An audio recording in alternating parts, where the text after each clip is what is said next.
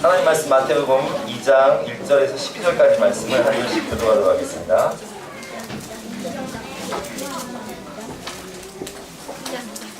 제가 한 절 읽고 여러분들이 한 절 들어가겠습니다. 성경이 없으신 분들은 앞에를 보시면 될 것 같습니다. 헤롯 왕 때 예수께서 유대 베들레헴에서 나심에 동방으로부터 박사들이 예루살렘에 이르러 말하되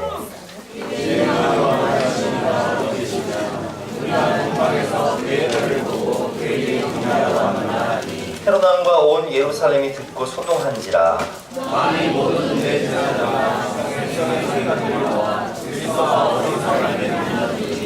이르되 유대 베들레헴이 오니 이는 선지자로 이렇게 기록된 바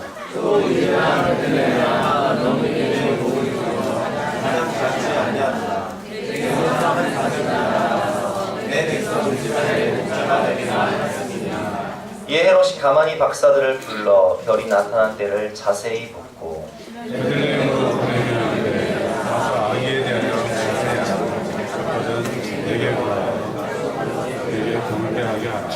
박사들이 왕의 말을 듣고 갈새 동방에서 보던 그 별이 문득 앞서 인도하여 가다가 악이 있는 곳 위에 머물러 서 있는지라 집에 들어가 아기와 그의 어머니 마리아가 함께 있는 것을 보고 엎드려 아기께 경배하고 보배압을 열어 황금과 유향과 모략을 예물로 드리니라.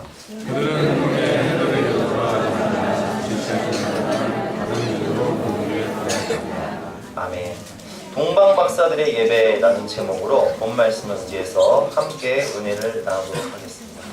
오늘 예수님의 탄생을 축하하기 위해서 오늘 본문을 보면 동방에서 온 박사들이 예수님의 탄생을 축하하기 위해서 아주 먼 길을 온 것을 우리가 알 수 있습니다. 동방이라 하면 제가 주일 설교 때도 말씀드렸지만 아마도 이 동방 박사들은 남유다 사람들이 포로로 바벨론으로 끌려가서 거기서 포로 생활을 하면서 우리가 잘 아는 대로 다니엘과 같은 사람들이요, 또 에스겔 같은 선지자들, 느헤미야와 같은 믿음의 사람들을 통해서 하나님의 말씀을 접하게 된 그런 이방인이었죠. 그 이방인들이 하나님의 말씀을 접하게 되면서 예수님을 영접하게 되고 하나님을 믿게 되고 이제 메시아를 기다리게 되는데 그 후손들이 동방에서부터 유대까지 온 거예요. 키로수로 따지면 약 아브라함의 여정을 보면은 아브라함이 하란을 거쳐서 가나안 땅으로 오는 데까지가 한 1500km였으니까 아마도 동방이라 하면 분명히 바벨론이나 페르시아 그쪽인데 지금의 이란 이라크 땅이죠. 이란 이라크에서 유대 땅까지 오는 데는 1500km라는, 서울에서 부산까지 4배 거리라는 그런 어마어마한 거리를 걸어온 동방 박사들의 모습을 통해서 우리는 얼마나 그들이 간절한 마음으로 예수님을 만나고자 찾아왔는지를 알 수 있습니다. 여러분, 국토대장정이라고 우리가 이제 보통 땅끝에서 통일전망대까지 아니면 통일전망대에서 땅끝까지 걸어가는 그런 국토대장정을 해보신 분들은 아시겠지만 보통 걸어서 한 달 정도를 걷거든요. 얼마나 힘이 듭니까? 한 달을 걸어도 힘이 든데 동방 박사들의 여행은 무려 3개월 이상이 걸리는, 왕복으로 따지면 6개월 이상이 걸리는 아주 먼 여행이었다는 거예요. 그들은 만왕의 왕이신 메시아의 탄생을 기다리는 마음으로 이렇게 간절한 마음으로 하나님께 와서 예배를 드리는 거예요.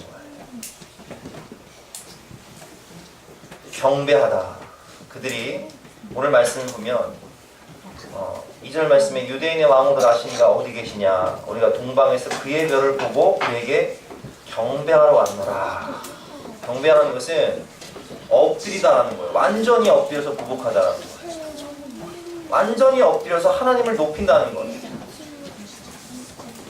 왜 3개월 이상의 여정을, 그 먼 여행을 목숨 걸고 와서 광야의 길, 더위와 추위가 가득한 광야, 짐승과 강도가 가득한 그 광야 길을 왜 3개월 이상을 여행 와서 그들의 목적이 뭐였냔 말이에요. 하나님 앞에 엎드려 간절한 마음으로 사모하는 마음으로 경배하고자 동방박사들은 왔다는 거예요. 그게 예배입니다.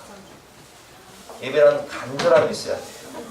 하나님을 만나고자 하는 간절함, 하나님을 높이고자 하는, 하나님 앞에 엎드려 하나님께 영광을 돌리는 경배의 모습이 있어야 된다는 거예요.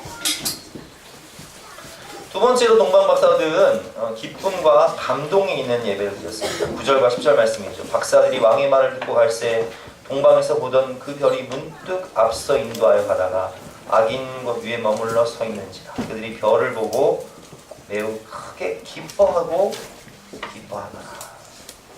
그들의 예배에는 정말 세상이 줄 수 없는 기쁨이 있었어요. 이 기쁨은 바로 하나님을 만난다는 기쁨이죠. 나를 위해 이 땅에 오신 하나님의 본체이신, 그 만왕의 왕이신, 만주의 주가 되신 아기 예수님을 만난다는, 메시아를 만난다는 그 기쁨이 있었어요.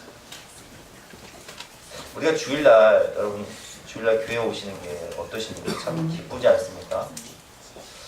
근데 이제 저 같은 경우는 시간이 없을 때에는 사실 교회를 왜 왔냐면은 사람 만나는 기쁨으로 왔어요. 그냥 교회 오면 너무 좋은 거예요.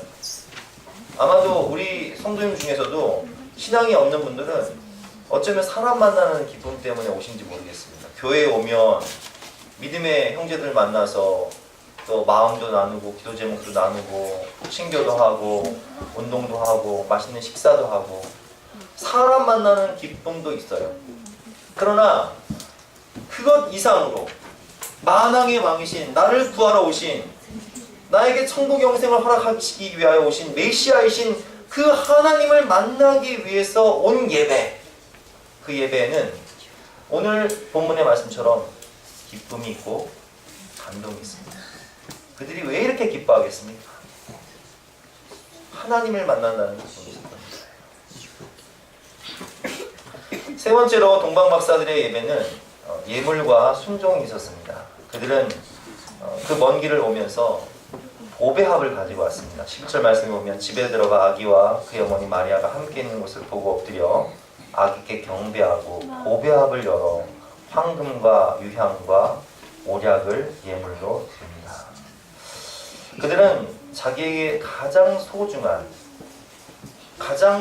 것을 예수님께 드리기 위해서 보배합 속에 넣어서 예수님께 드리는데, 그 보배합을 열어서 드린 선물을 보니까 첫 번째는 황금이에요. 왜 황금을 드릴까요? 황금은 우리가 잘 알고 있지만 왕관을 만들 때 쓰는 게 황금이에요. 보통 왕관을 황금으로 만들지 않습니까? 그래서 이 황금이 의미하는 것은 예수님의 왕권이에요. 만왕의 왕으로 오신, 세상의 왕으로 오신, 우주의 왕으로 오신 예수님, 왕이신 예수님이기 때문에 황금을 선물로 드린 것이고, 두 번째로 유향은 제사장들이 쓰는 향료입니다. 히브리서 4장 말씀처럼 그분은 우리의 대제사장으로 오셔서 하나님과 우리 사이를 연결해주는 중보자로 오셨기 때문에 그 대제사장 사역을 하실 예수님의 사역을 기억하면서 동방박사들은 이 유향을 예수님께 선물로 드린 거예요.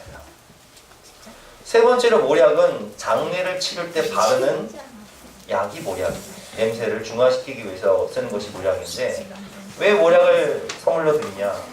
바로 예수님께서 우리를 위하여 십자가에 못 박혀 죽으실 것을 알았기 때문에 그들은 이사야 53장에 나온 그 희생 제물로 오신, 우리를 위한 하나님의 어린 양으로 오신 예수님의 십자가의 죽음의 사역을 알았기 때문에 예수님의 죽음을 준비하며 모략을 선물로 드린 것입니다. 왕이신 예수님, 우리의 중보자이신 대제사장이신 예수님, 우리의 대속물로 하나님의 어린 양으로 오신 예수님의 그 사랑을 기억하면서 동방박사들은 정성껏 준비한 예물을 예수님께 드렸어요.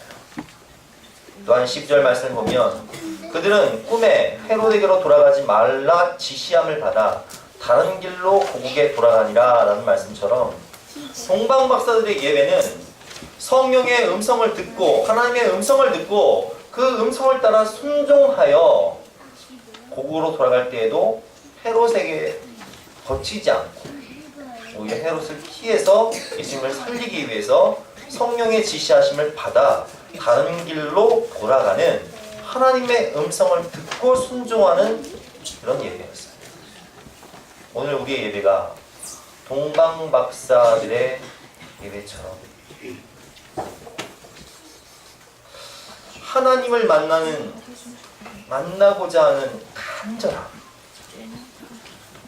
엎드려 보복하고 만왕의 왕이신 나의 구원자가 되신 예수님을 만난다는 그 기쁨, 감동, 그리고 나를 위해 희생제물로 오신 왕이신 그 예수님께 우리가 우리의 사랑과 정성을 드리는, 우리의 몸을 산 제물로 드리는 순종과 결단이 있는 예배를 드릴 때 하나님 기뻐하시고 감동 받으실 것입니다. 오늘 동방박사들과 같은 예배를 드리심으로 하나님께는 기쁨이요 감동이며 우리에게는 은혜와 평화가 임하는 귀한 예배가 되시기를 주님의 이름으로 축원합니다. 기도하겠습니다. 하나님